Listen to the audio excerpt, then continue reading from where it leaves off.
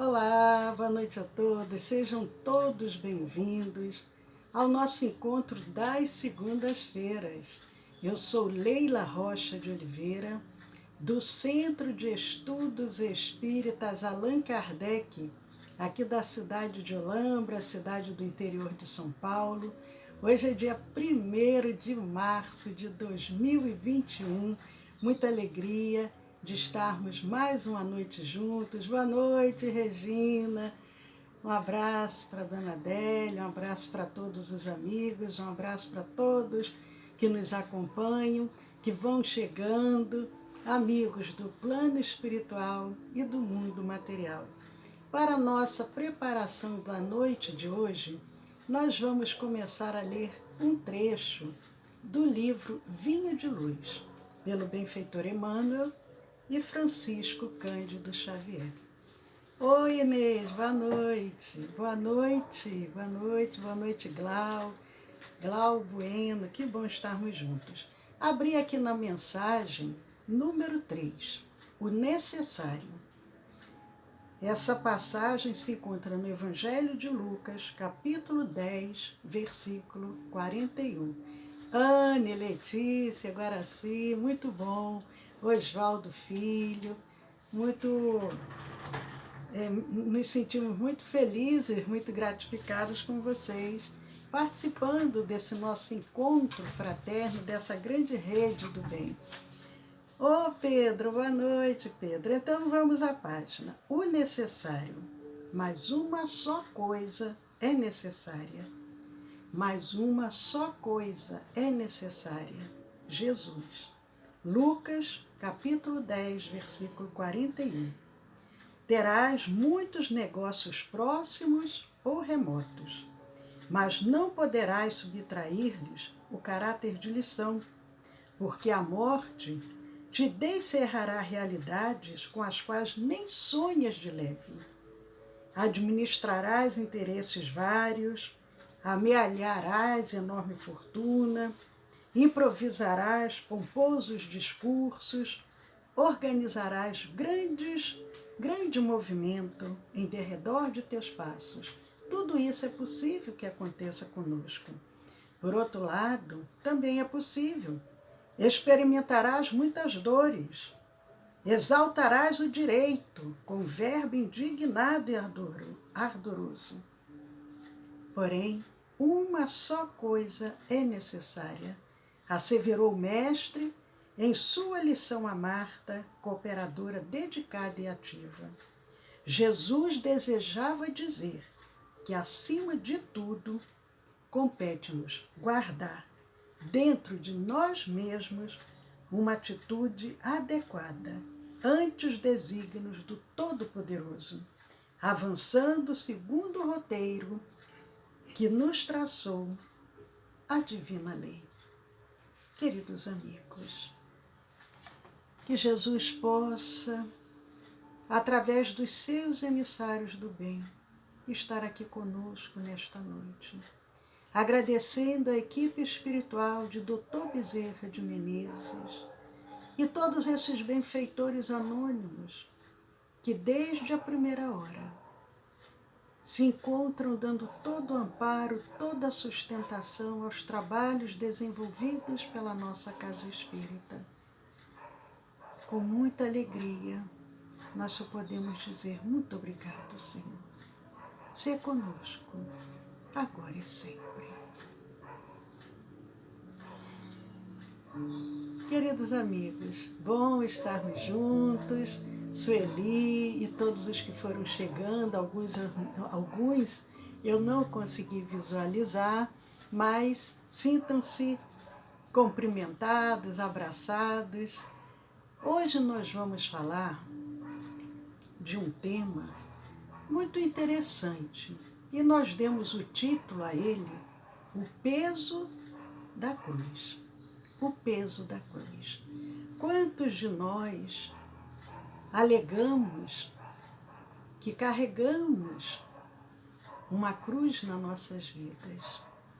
Mas vamos iniciar contando uma história. Certa vez, um homem um homem muito cheio de fé, era um cristão muito fervoroso. Ele fez um pedido e ele prometeu que carregaria uma cruz sobre os ombros até a cidade mais próxima para que o pedido fosse atendido. Ele fez uma promessa. E para antes mesmo dele receber o que ele almejava, ele faz aquele ato de renúncia, de humildade, prometendo que carregaria uma cruz nos ombros até a próxima cidade. Pois bem, esse homem, esse cristão, ele fez sua cruz e iniciou a sua jornada.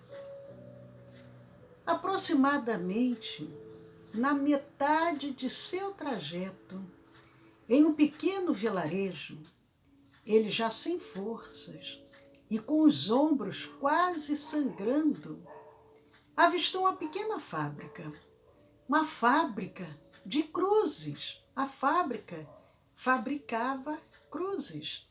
E ele se dirigiu ao proprietário e perguntou àquele homem, ao dono da fábrica: "O senhor trabalha com troca?" O fabricante, sem pensar, respondeu: "Sim, trabalho." E o homem, o cristão, ele diz: "Então, vou experimentar algumas cruzes, pois já não estou aguentando o peso da minha." Meus amigos, às vezes o peso da nossa cruz é muito pesado. Passado um bom tempo, experimentando cruzes e mais cruzes, pois uma era muito grande, a outra muito pesada, a outra muito pequena. Depois de um certo tempo, o cristão grita eufórico, animado: achei! Finalmente encontrei uma cruz na medida certa. Quanto lhe devo, meu nobre amigo?" O fabricante, com um pequeno sorriso, suavemente responde: Você, meu amigo, você não me deve nada." E o outro, o cristão, estranha e diz: "Mas como? Como não devo? O senhor teve trabalho e tenho que remunerá-lo por isso." O fabricante ainda, com um sorriso em seu rosto, responde para aquele cristão: "Amigo, cada um tem a sua cruz a ser carregada. E Deus sabe bem o peso que cada uma deve ter." Deus sabe. O cristão diz: "Eu não estou entendendo." E o fabricante responde a ele: "É simples. Quando você começou a experimentar as cruzes, você deixou de lado a sua. E no meio à bagunça feita em meu estabelecimento, você, meu amigo, optou por esta cruz, que é simplesmente a mesma que você entrou carregando, apoiada em seus ombros." Amigos, a história nos serve para refletirmos sobre o peso da cruz. O que significa cruz? A cruz é um símbolo, é um objeto formado por duas linhas que se intersetam de maneira perpendicular. E é comum ver o símbolo da cruz em vários lugares, em igrejas, cemitérios, capelas. Mas no sentido figurado, a cruz também ela é usada, ela é pronunciada para significar o quê? Um sofrimento, uma tribulação, uma agonia. Por exemplo, a pessoa pode dizer assim: "Não posso fazer nada a respeito disso. é a cruz que eu tenho que carregar. Quantos falam isso? E nós já ouvimos. A palavra cruz, ela pode ser usada também como interjeição. Deus me livre! Cruz credo! Não me assuste dessa forma, cruzes! Nós às vezes não falamos assim. E tem aquela cruz também, a cruz cristã. A cruz, ela era um instrumento de tortura e morte. E ela foi usada durante muito tempo, na época do Império Romano. Lembrando que o Império Romano dominou uma vasta área durante um bom período na Antiguidade. E a cruz ela era usada, aplicada a pena de morte a indivíduos que eram condenados pelas autoridades. Mas essa crucificação, essa pena de morte, que nós inclusive falamos sobre ela na semana passada, ela foi abolida no Império, pelo Império Romano, no ano 337. Foi abolido por Constantino. E nós sabemos e lembramos que Jesus foi condenado e foi crucificado. Perdeu a sua vida ali numa cruz. Mas nós lembramos Mateus, o evangelista Mateus, no capítulo 16, versículos 24 a 26, ele nos vem narrando, trazendo uma fala de Jesus, quando Jesus diz o seguinte: então disse Jesus aos seus discípulos, Jesus fala com seus discípulos, se alguém quer vir após mim, negue-se a si mesmo, tome a sua cruz e siga-me. Se alguém quiser vir após mim, negue-se a si mesmo, tome a sua cruz e siga-me. Continuando, Jesus diz, pois quem quiser salvar a sua vida, a perderá.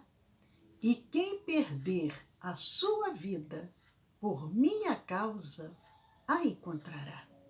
E nós lembramos quantos cristãos foram crucificados, perderam a vida em testemunho a Jesus. A própria Joana de Cusa, que depois se torna Joana de Ângeles, perece ali naqueles circos romanos como uma daquelas primeiras cristãs. E muitos cristãos perderam a vida, inclusive os próprios discípulos, os apóstolos de Jesus. Mas Jesus continua ainda dizendo, porquanto que benefício terá o homem se ganhar o mundo inteiro e sua alma sofrer perda?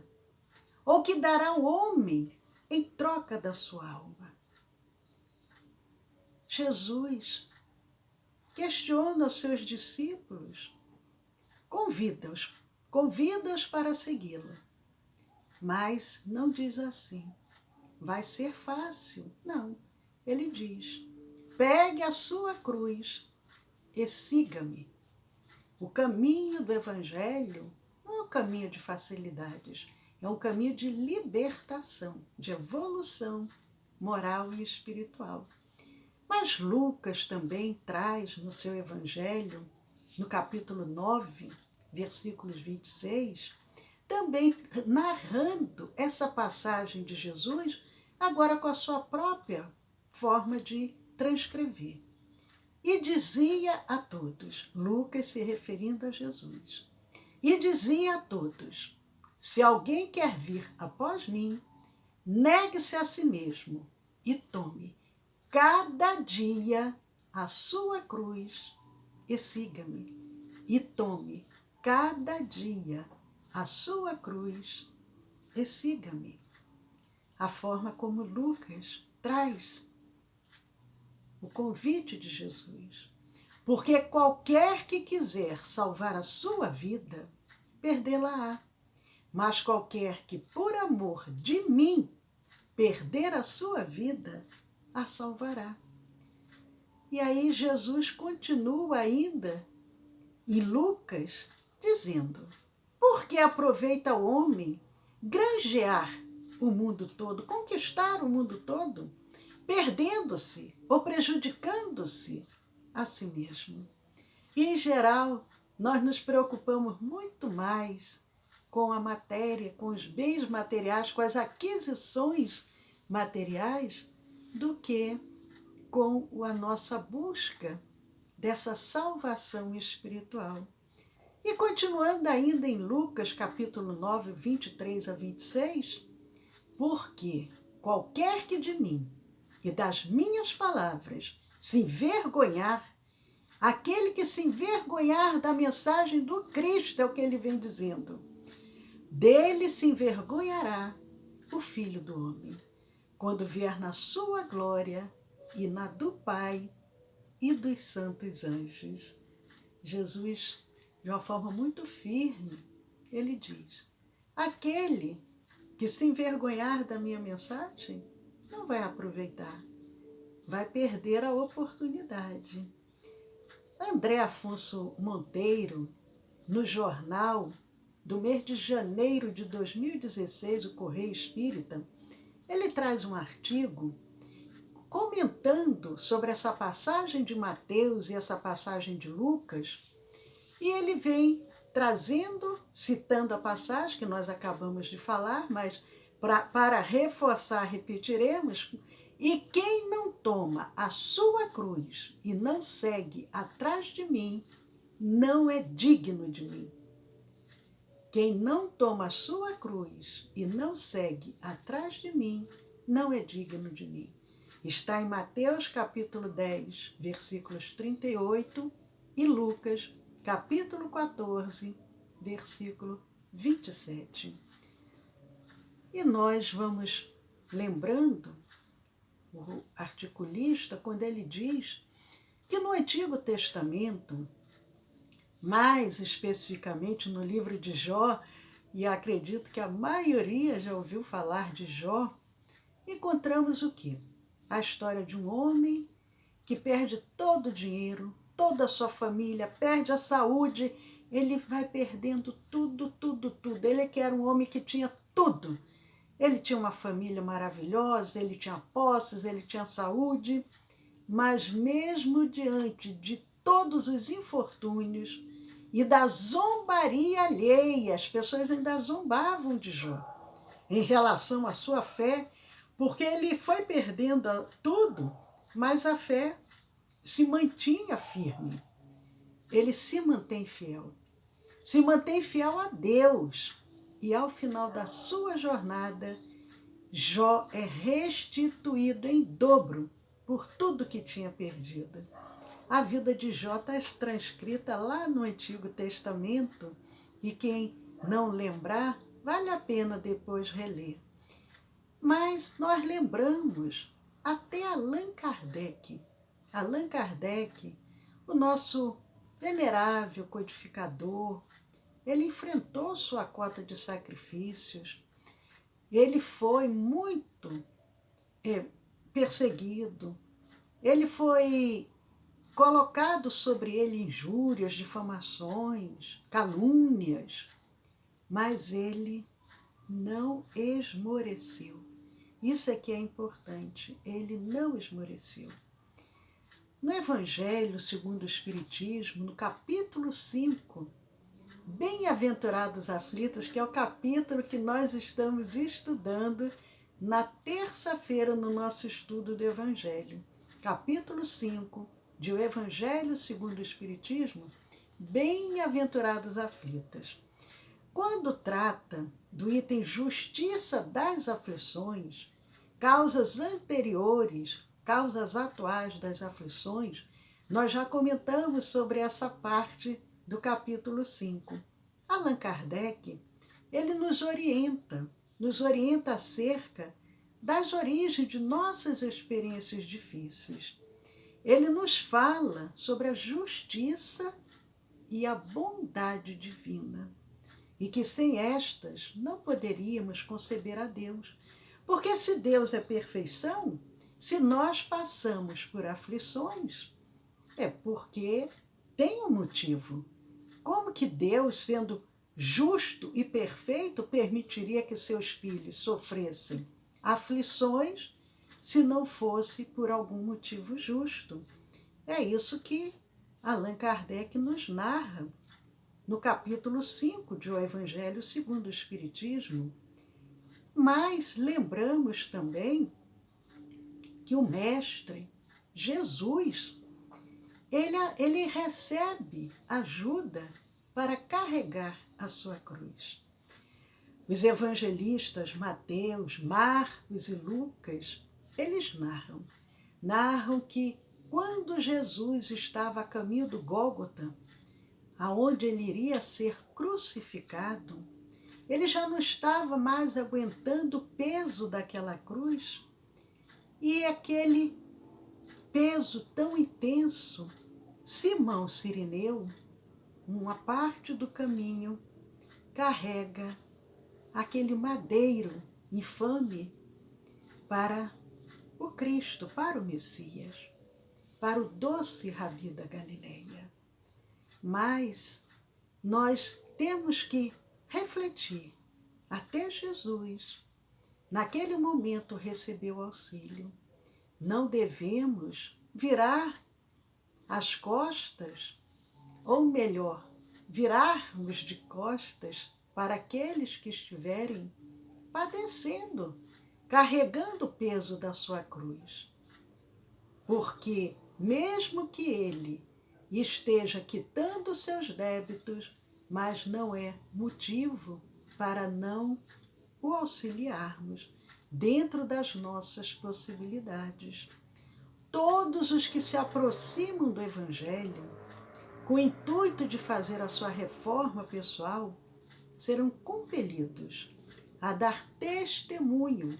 Testemunho de quê? De renúncia, de humildade, de trabalho, de sacrifício, pelo aprimoramento íntimo. Muitas das vezes, quando buscamos essa reforma pessoal e buscamos o caminho do Evangelho, dentro do nosso próprio lar, dentro dos nossos próprios relacionamentos familiares ou amigos, nós somos criticados, nós somos apontados como exagerados. Jesus foi acusado pela própria família. Tem aquela passagem do Evangelho que os irmãos, junto com a mãe, vão buscá-lo, considerando que ele estava louco. Jesus. Então, quando nós buscamos o caminho do Evangelho, nós somos compelidos a darmos o nosso testemunho de renúncia, de humildade, de sacrifício, mas não devemos desanimar. Não devemos desanimar. Emmanuel, ele nos diz no livro Fonte Viva, no capítulo que se intitula Após Jesus. Emmanuel, benfeitor espiritual, que era o orientador do nosso querido Francisco Cândido Xavier. Ele diz: do alto descerão para o teu espírito as torrentes invisíveis das fontes celestes, e vencerás valorosamente. Receberemos ajuda e amparo, decisivos para carregarmos a nossa cruz. Quando Emmanuel diz, do alto descerão para o teu espírito as torrentes invisíveis das fontes celestes, e vencerás valorosamente. Ele quer dizer o quê? Nós teremos os amigos espirituais, teremos a ajuda, teremos os benfeitores para nos auxiliar nessa trajetória, nessa caminhada. É isso que ele quer nos dizer. Mas, voltando à história, recordando a história que nós começamos a contar.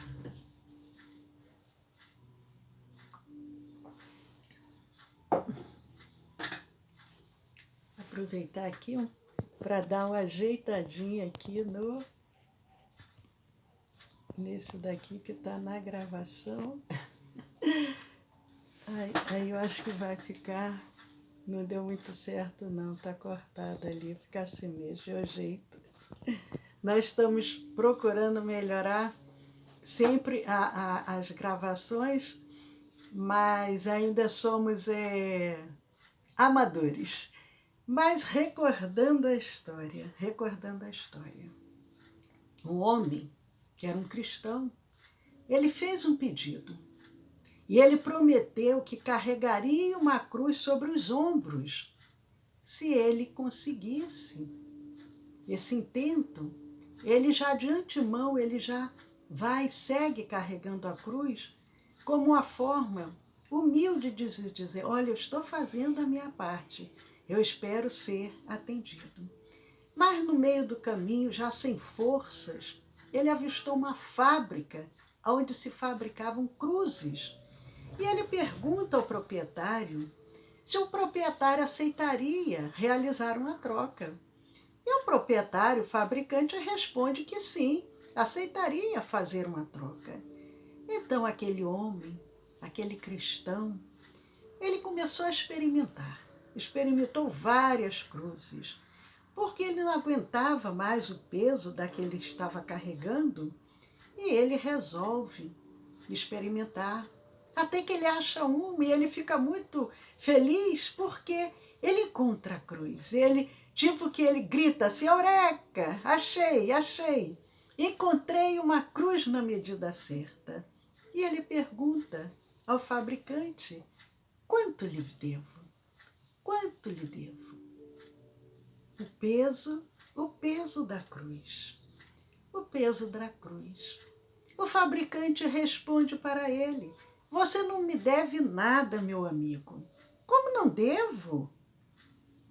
E o fabricante responde, é simples. Quando você começou a experimentar as cruzes, você deixou de lado a sua. Você, meu amigo, você optou por esta cruz, que é simplesmente a mesma com a qual você entrou apoiada em seus ombros. Queridos amigos, o peso da cruz. Nós sabemos que muitas das vezes parece que as nossas lutas, elas são maiores do que as nossas forças. Mas temos que ter essa certeza que Deus não permite que passemos por provas que não consigamos carregar, expiações com as quais não consigamos enfrentá-las. O que nós precisamos é seguir em frente com coragem, com fé, com esperança, com determinação.